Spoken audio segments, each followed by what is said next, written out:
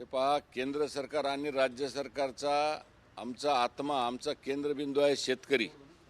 आणि हमी भावाचा कायदा हा आम्ही खूप कडक केलेला आहे. मला तर या आयातीविषयी माहिती नाही, पण आम्ही हमी भावाचा कायदा खूप कडक केलेला आहे. आणि हमी भावाच्या कायद्याच्या विरोधात जर समजा कोणी काही असेल तर त्याच्याविरुद्ध 100% कडक कारवाई केली जाईल. आणि शेतकरी हा शेवटी आमचा जो केंद्रबिंदू आहे, आमच्या विकासाचा, राज्याचा, देशाचा, आमच्यासारख्या सगळ्या सरकारमधल्या सगळ्या लोकांचा केंद्रबिंदू शेतकरी आहे. त्यामुळे शेतकऱ्यासाठी आम्ही NDRFच्या माध्यमातून मोठी मदत केली. देवेंद्रजींच्या माध्यमातून त्यांना याला हप्ता जातो, पंतप्रधानांच्या माध्यमातून त्यांना हप्ता जातो. तर ही जी सगळी जी काही मदत आहे, लाडक्या बहिणींच्या माध्यमातून आमच्या शेतकऱ्यांच्या भगिनींना पैसा जातो. NDRFच्या माध्यमातून एवढा मोठा आम्ही पैसा शेतकऱ्यांसाठी दिलेला आहे. त्यामुळे लोक काही वावड्या उठवत असतील, लोक काही वल्गना करत असतील, पण आमचा केंद्रबिंदू हा शेवटी शेतकरीच आहे. आणि शेतकऱ्याच्या हिताचा निर्णय करणारं हे केंद्रातलं सरकार आहे, राज्यातलं सरकार आहे.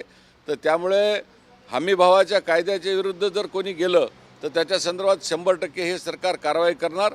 कारण आमचा जे काही आहे, आमचं सगळं अस्तित्व हे सगळं शेतकऱ्यांमुळं आहे. त्यामुळे मी देखील एका शेतकऱ्याचा मुलगा आहे. आमच्यासारखे अनेक शेतकरी पुत्र या संसदेमध्ये आहेत, अनेक लोक आमदार आहेत जे शेतकऱ्यांचे पुत्र आहेत. त्यामुळे शेतकऱ्यांच्या हे आमचा कणा आहे आमच्या अर्थव्यवस्थेचा. त्यामुळे त्यांच्या हिताला कुठेही बाधा येऊ देणार नाही, असं मी या ठिकाणी आपल्या माध्यमाच्याद्वारे आमच्या सगळ्या शेतकरी बंधूंना सांगू इच्छितो. आयात केल्यामुळे शेतकऱ्यांचं नुकसान खूप मोठ्या प्रमाणात, जर इथं पिकत असेल तर आयात करण्याची गरज आहे का, हाही प्रश्न निर्माण करतो. ठीक आहे, मला या विषयाच्या संदर्भात माहिती नाही. मी त्याचा निश्चितच अभ्यास करेन आणि तुम्हाला या विषयाच्या संदर्भात सांगेन. पण मला एवढं निश्चित कळतं की आमचं सरकार हे नेहमी शेतकऱ्यांच्या सुखदुःखातलं सरकार आहे. आमचं सरकार हे नेहमी शेतकऱ्यांसाठी धावून जाणारं सरकार आहे. याच्या आधी 70 वर्षामध्ये कधीही ऑनलाईन DBT झाली नाही, परंतु पहिल्यांदा शेतकऱ्यांना ऑनलाईनच्या माध्यमातून पैसे चाललेले आहेत. नाही तर एरवी तर दलालच सगळे पैसे खाऊन टाकत होते. आमच्या शेतकऱ्याला भविष्यामध्ये हा आमचा काळ सुवर्ण काळ आहे आणि शेतीला देखील सुवर्ण काळ येईल, शेतकऱ्यांना देखील सुवर्ण काळ येईल.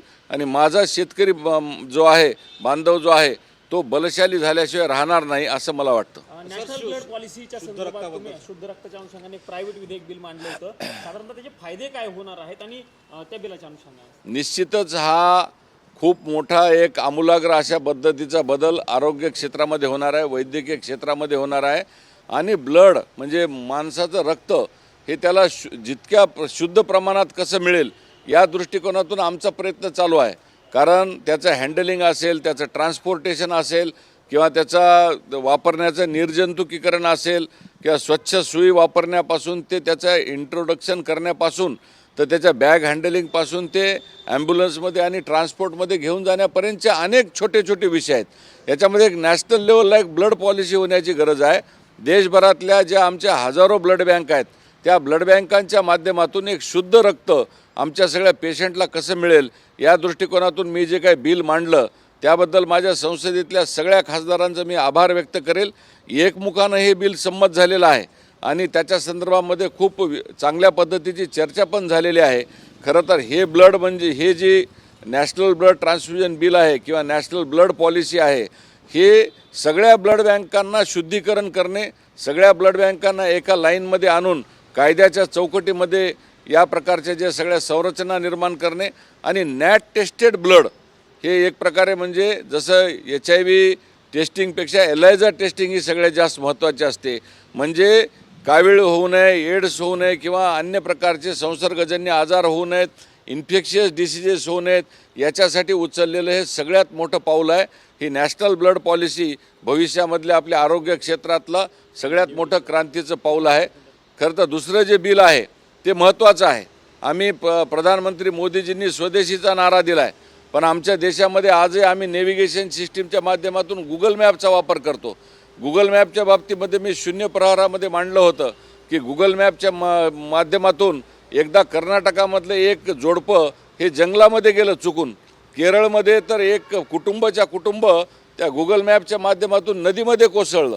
त्यामुळे ही नेव्हिगेशन सिस्टीम तुम्ही परकीयांच्या हातात दिल्यापेक्षा आमच्या देशातल्या स्वदेशीच्या माध्यमातून, आमच्या तरुणांच्या हाताच्या माध्यमातून आमचं भारतातलं एक नेव्हिगेशन ॲप जर समजा आलं तर मोदीजींचा जो सशक्त भारत आणि स्वदेशी भारत चा जो नारा आहे तो सिद्ध होण्यास काही हरकत नाही, कारण एक तर राष्ट्रीय सुरक्षेचा पण विषय आहे.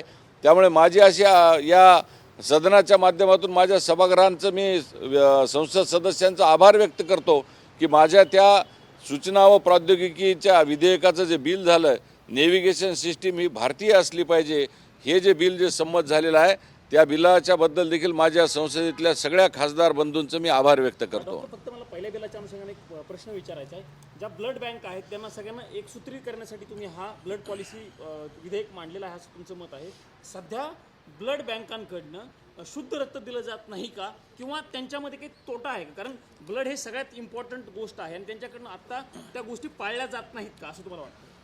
सगळ्या ब्लड बँकाच्या माध्यमातून शुद्ध रक्त देण्याचा प्रामाणिकपणे प्रयत्न होतोच, परंतु आम्हा डॉक्टरांचं असं मत आहे की येणाऱ्या काळातलं जे नवनवीन तंत्रज्ञान आहे, नवनवीन जे कन्सेप्ट असतात, जसं मी एखाद्या OPDमध्ये बसलो तर दररोज येणारा मला एक नवीन रोगी नवीन गोष्ट शिकवून जातो. त्यामुळे काळानुसार आम्हाला नवीन तंत्रज्ञान, नवीन कन्सेप्ट, नवीन प्रकारचं ज्ञान हे एक्सेप्ट करावं लागतं. जितकं शुद्ध करता येईल तेवढं शुद्ध करण्याचा हा प्रयत्न आहे, कारण ह्याच्यामध्ये कुठल्याही प्रकारचं चुकीचं धोरण राबवलं जात नाही. आमचं म्हणणं हे आहे की जे सुसूत्रीकरण करणं, समन्वय करणं आणि सगळ्या ब्लड बँकांचं त्या माध्यमातून एक शुद्ध रक्तपुरवठा अजून चांगल्या पद्धतीने कसा होईल, जेणेकरून माझी ही भारतातली गोरगरीब जनता आहे, या जनतेला आरोग्य मिळेल, एक शुद्ध रक्त मिळेल आणि चांगल्या प्रकारचं नॉन इन्फेक्शियस ब्लड आमच्या भारतातल्या सगळ्या जनतेला मिळण्याच्या दृष्टिकोनातून हे एक आमूलाग्र पाऊल आहे असं मला या ठिकाणी आपल्याला सांगायचं आहे.